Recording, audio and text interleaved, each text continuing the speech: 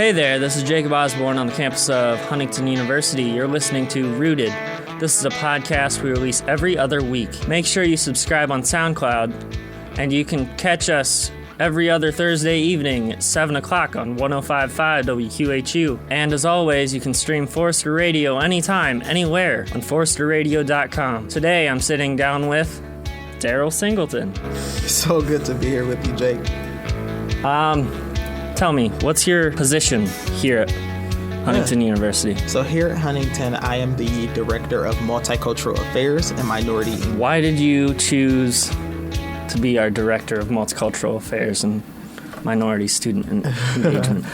I think it's interesting. I didn't choose it; it chose me, as they would say. I know that's pretty cliche, but honestly, I came here in the summer. I came here last spring, actually, and I interviewed and I got to meet a lot of the students and just to hear their heart and to hear where they were coming from. And I didn't expect to come here and fall in love with the place, but I did. I came here and I fell in love with the place and I fell in love with the possibility.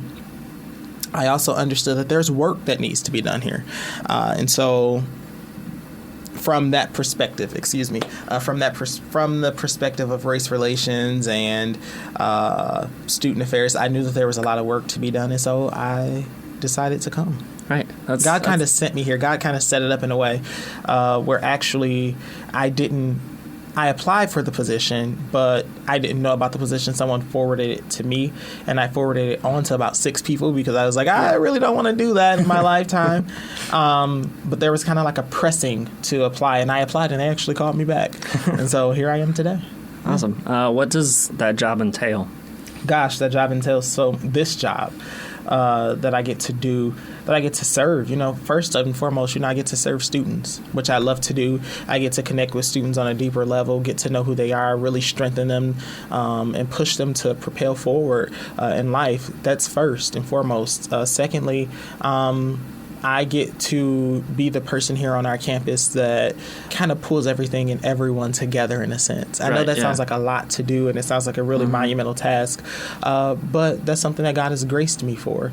And I get to advise the Multicultural Activities Council, or known as MAC, around campus. They put on a lot of different cultural events all school year. I also get to advise the International Student Council, and they're constantly putting on events to make our international student population feel welcomed and at home here. I get to advise the Multicultural House, actually, which is kind of like a cultural center here on our campus for all students to come and hang out and experience culture and to really have a good time. You can come over and study. You can come over and cook a meal. You can come over and get to meet someone who you've never met before, or encounter a student who you might have never bumped into. Also, MAC does a lot of student programming over there.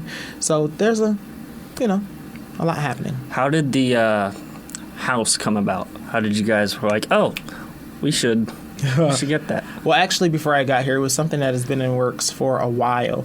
The international students accompanied with the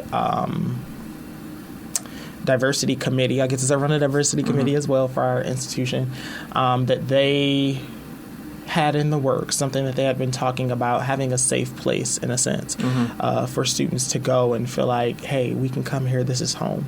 And so that's actually how it came about. I was just the person to kind of help, once again, pull it together. And it's been an honor, really, to watch that house go from being a place where no one had stayed in for over a year, and watching it be completely renovated, and watching students actually come in there and feel comfortable and feel at home and feel like they have a place. So awesome. I'll have to check that out. Come over. I'm telling you. It's a neat place. Any kind of like funny stories that have happened? Every day is a funny story. I think every day is a funny story here. No, I'm joking. What's something funny that has happened since I've been here? Or like maybe even something meaningful. Completely opposite end of the spectrum. That maybe has like changed your perspective on something. Or... Yeah. I had a student here. Sometimes you can be doing the work and oftentimes feel like you're not being effective. And to have a student randomly out the blue say, hey, you've inspired me. Hey, I know I've only known you for, 8-9 months, but in the time that I've gotten to know you, you've helped me become a different person. And I'm like, wow, this is what life is about. Being able to be used by God in a way that people can say, hey, you helped change me, and no merit of my own, not because I'm some great person or I have something great, but it's more about the Lord just kind of working through me, and so I appreciate being used in that manner. So that's what kind of credentials do you have, degree? Yeah. So I currently hold a bachelor's in social work, believe it or not. I worked in community mental health for a little while, and then I went on and I worked in admissions for a little while. So my background in undergrad, I worked in the Office of Intercultural Relations at my alma mater. And so I helped build that office from the ground up. We started off with a $4,000 budget, and we grew it to a $24,000 budget. And so we were very instrumental in our campus. When I was in admissions, I had the task of being sure that our campus was diverse. So my job was simply to recruit a more diverse background, and I loved every second of it. And so there's no formal degree for what I get to do. It's all about understanding people, and it's all about understanding that cultural competency is done. It's completed by way of the cross, and so there's a work that's done to bring people together. It comes first with understanding people, understanding who you are, and understanding Christ, and understanding what His vision is. And so yeah. And I'm actually completing a master's in organizational leadership from HU right now. Great. Which is it's a really great program. So you're a student and a leader. I'm a student and a leader. I'm working full-time. I'm in school part-time, I guess. Running a catering business full-time up in Michigan. What else? That's probably it. How do you juggle school, a job, catering, and a family all at the same time? How do you do it? I've always been a very busy person, so I've always had a lot going on. So life has kind of afforded me in a way where I have to have something going on. For me, not having anything to do is weird. But I would say time management, a whole lot of prayer, and just getting it done. Taking everything one day at a time, keeping in motion, and taking everything one thing at a time. What's in front of me is what I do. I can't do what's not in front of me. I can't do what's over there. I have to do what's in front of me at the moment. And so, is there anything that you've done with the community, not just HU, but Huntington community? Yeah. I had the privilege of, back in January, being a part of a panel for a Martin Luther King discussion about race at the local library. And I'll be completely honest, when I first moved here, and even being here up until that point, I just didn't have a good perspective on Huntington County or Huntington, the city. Right.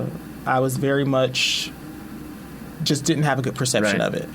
And at that meeting, I got to meet a lot of great people. I got to sit down and talk to people. I got to share my heart. I got to be very honest, and I got to hear their honesty and their realness, and to hear to know that there's a group of people, a large group of people within the community who won't allow racism or prejudices or anything of that nature to be in their community, that their sole purpose is making sure that everyone feels welcome, help me feel a lot more welcome, which in turn helps me do my job better here, because I know that there's a whole community backing what we do here.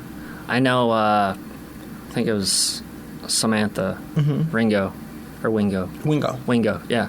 She was talking about one time in the civil rights class for J-term. I was in that class, and she said that somebody threw a slushie out a window at her.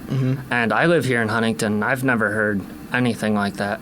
I was like, wow, that's not okay, because I have a disability, and if somebody looks at me like you're less than human and pick on me all the time, which I'm glad that didn't really happen, but I'd be mad. Yeah. Honestly, one of my hesitations with coming here was that my very first encounter with Huntington city, the county, whatever you want to call it, my very first encounter was in a very thick book. It was a very thick blue book called Sundown Towns. And what that means is that it was labeled as a town that people who were black or any other color, that they were not allowed to be in this town once the sun went down. And that was my very first experience. So I was very cautious with coming here, very prayerful with coming here, very much so like, God, if you're sending me there, then I know you're going to provide protection for me to be there. Right. My first week here, I got the finger. People were very standoffish to me when I walked in stores and I did different things because they didn't know who I was. And so it wasn't the most welcoming in the beginning. But like I said, there was the change that happened. And yeah. Awesome. Thanks, Daryl, for sitting down here with me today. Of course, anytime. Thank you for listening to Rooted, a podcast presented by students here at Huntington University. Make sure you subscribe on SoundCloud under Forester Radio Rooted. You can also hear us every other Thursday evening at 7 o'clock on 105.5 WQHU Forester Radio. And as always, you can stream Forester Radio anytime, anywhere on foresterradio.com. Stay rooted, HU.